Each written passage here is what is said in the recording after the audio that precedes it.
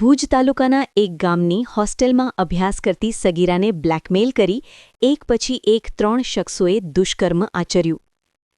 5 આરોપીઓ સામે માનકુવા પોલીસ મથકે ગુનો નોંધાયો। 5 આરોપીઓ પૈકી સરફરાઝ ખલીફા અને ઇજાઝ રમજુ ત્રાયા નામના 2 આરોપીઓની વિધિવત ધરપકડ કરાઈ છે।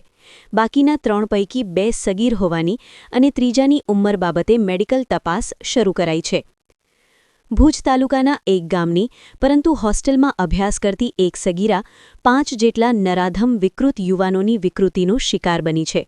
માનકુવા પોલીસ સ્ટેશન ખાતે નોંધાયેલ અને Bhuj B division police station દ્વારા તપાસ હાથ ધરાઈ છે તેવા આ ચકચારી પ્રકરણની વિગત એવા પ્રકારની છે કે તાલુકાના એક ગામની સગીરા ઉંમર વર્ષ 14 એક હોસ્ટેલમાં રહીને અભ્યાસ કરે છે।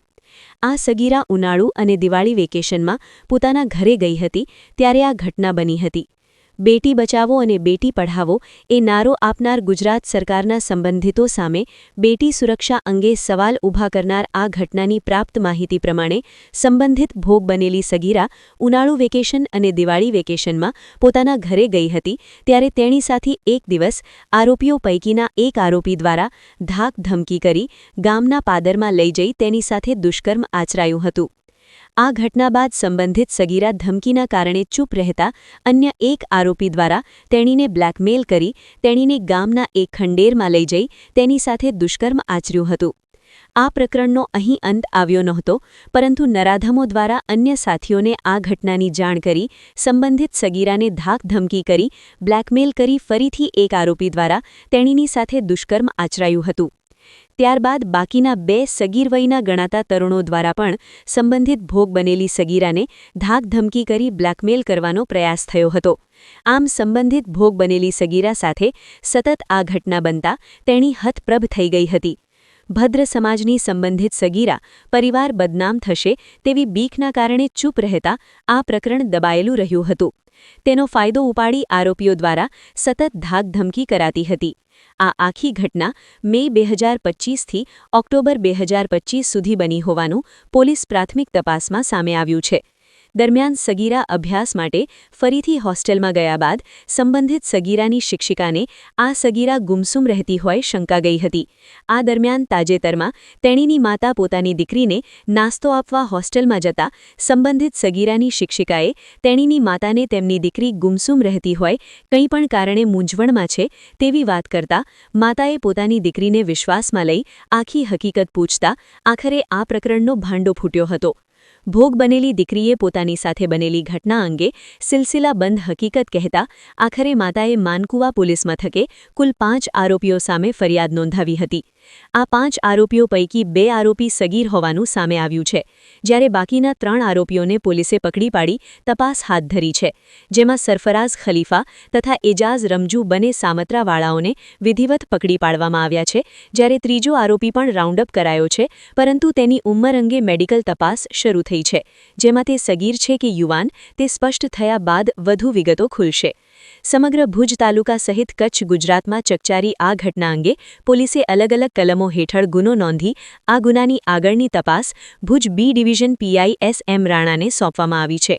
આ પ્રકરણમાં હજુ પણ ચોંકાવનારો ઘટસ્ફોટ થવાની શક્યતા જોવાય છે। નોંધનીય છે કે આ પ્રકરણમાં નવેમ્બર મહિનામાં પણ એક અરજી રૂપે ફરિયાદ અપાઈ હતી।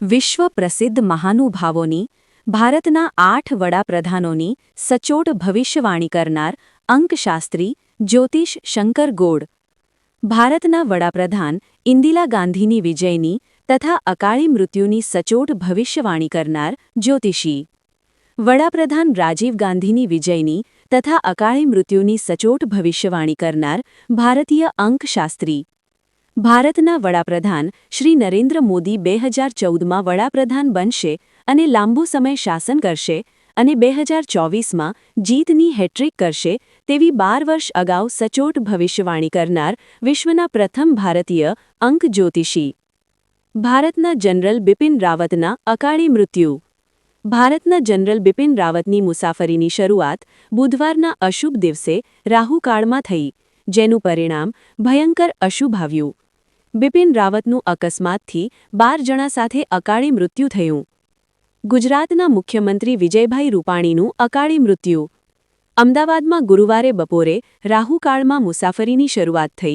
વિમાનમાં મુસાફરીમાં 300થી વધારે લોકો સાથે વિમાનમાં અકસ્માતમાં વિજય રૂપાણીનું અકાળે મૃત્યુ થયું. બુધવાર શનિવારના અશુભ દિવસે રાહુકાળમાં શુભ કાર્યની શરૂઆત ન કરવી. ભારતના 8 વડાપ્રધાનોની ભવિષ્યવાણી કરનાર જ્યોતિષીની સાચી સલાહ.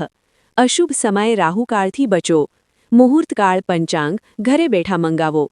સંપર્ક કરો જ્યોતિષી Shankar Gor, Tina house, Bhuj, Kutch. Mobile number 9906 02928.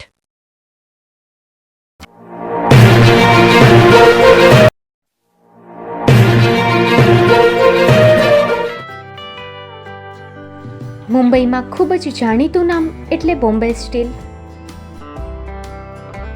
અહીંથી તમને મળશે ઘર વપરાશના તમામ વાસણો, હોટેલવેર, કેટરિંગને લગતી દરેક પ્રકારની વસ્તુ હાજર સ્ટોકમાં. Dinner set, mixer, pressure cooker તેમજ દરેક પ્રકારના સ્ટીલના અવનવા વાસણો ખરીદવા માટે વિશ્વાસપાત્ર સ્થળ. સાથે વાસણોની ફેન્સી વેરાયટીઓ હાજર સ્ટોકમાં. મુલાકાત લ્યો Bombay steel exclusive showroom. Export અને હોલસેલ ભાવે વાસણો મળશે. નંબર નોંધી લેશો. Jagdishbhai Patel 9221870713 022 6674 7625. Maruti Jogde 999308 64095. Website www.thebombasteel.com.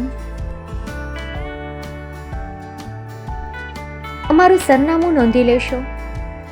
Bombay steel, shop number 16-18, Godiji building, Tamba Kanta, Pydhonie, Kalba Devi road, Mumbai 400003, Maharashtra.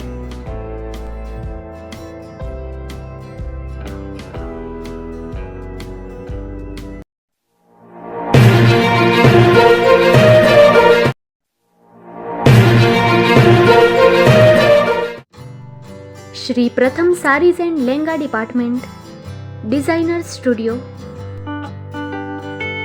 આપના શુભ લગ્ન પ્રસંગોને યાદગાર બનાવતું એકમાત્ર Shri Pratham sarees and lehenga department,